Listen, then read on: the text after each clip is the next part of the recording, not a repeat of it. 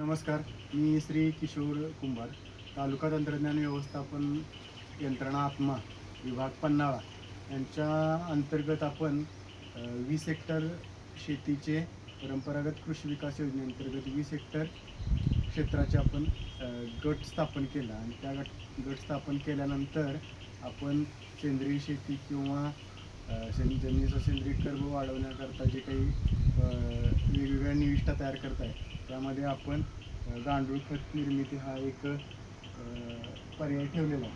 आणि गांडूळ खत निर्मिती करत असताना आपण अशा पद्धतीचे बेड तयार केलेले आहेत.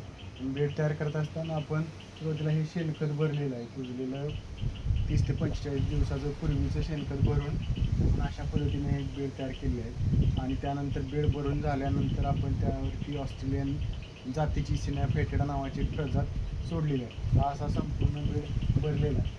त्यानंतर हळूहळू खत निर्मिती व्हायला लागलेली आहे. तर ह्या बेड झाल्यावर तुम्हाला खत निर्मिती झालेली दिसेल. तर अशा पद्धतीनं ही खताची क्वालिटी आणि गांडूळ खत हे अशा पद्धतीने हे तयार झालेलं आहे.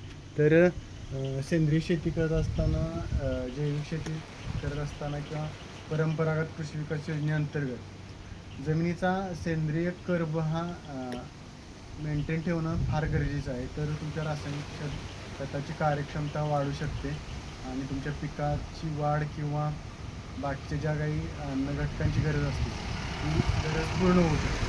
तर आपण उत्तम प्रतीचं जैविक खत म्हणून गांडूळ खत निर्मिती प्रकल्प उभा करून बाजूला बघू शकता तुम्ही पूर्ण सेंद्रिय खतांवरती आपण केळीची बाग केलेली आहे. तर पूर्ण त्याला कुठल्याही प्रकारचं फंगीसाईड आणि पेस्टिसाईड न वापरता रेसिड्यू फ्री केळी आपण पिकवतो. धन्यवाद.